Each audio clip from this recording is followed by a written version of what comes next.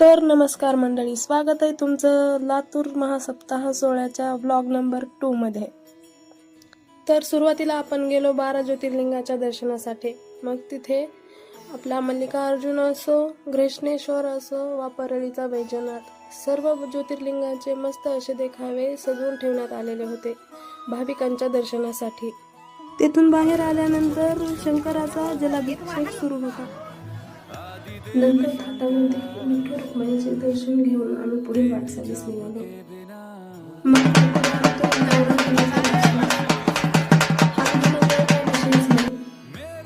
थोडं पुढे आलो तर शेतकऱ्याचं वाघूर एकटंच गिरक्या मारत बसलं होतं. मग आलो कृषी प्रदर्शन बघण्यासाठी. ॲग्रिकॉस म्हणल्यावर कृषी प्रदर्शन बघावंच लागतंय. तिथे विविध मशिनरींचे डेमोज देत होते. मग ते छोट्या छोट्या हँड हो पासून असो वा मोठ्यात मोठ्या हार्वेस्टर पर्यंत. मग आला आपल्या आवडीचा विषय गार्डनिंग. मग घेतलं नाही बियाच, म्हणलं बघू बाबा ट्राय करून नेमका बारमाही शेवगा आहे कसा. पुढे होतं जंगली प्राण्यांपासून वाचण्यासाठी लायसनिंग जगनचं स्टॉल. म्हणलं हे जर आपण गण घेतली तर आधी माणसंच जातील म्हणून स्किप केलं. अरे देवा, इथं बघतो तर काय मंचुरियनवाले भयांचे मंचुरियन ट्रे मध्ये यायच्या आधीच गायब होत होते. परत आलो नर्सरीकडं. म्हणलं बघू बाबा आपल्या आवडीचं एखादं झाड भेटतं का. पण काका म्हणले नाही, ते इथं अवेलेबलच नाही. मग काकाने दिलं त्यांचं व्हिजिटिंग कार्ड. म्हणलं घेऊ आणि पाहू आता नंतर. हे मशीन पाहून तर गावाकडच्या हापशाचीच आठवण आली बुवा.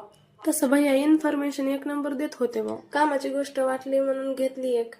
तेवढंच काम पण आणि मज्जा पण. परत तिथं मोबाईलचे कव्हर होते. म्हणलं आपणा तो टाइम नाही आ रहा, मोबाईलचा चाहना म्हणून मोबाईलसाठी घेतलं एक कव्हर. कसं दिसतंय टाकाटक.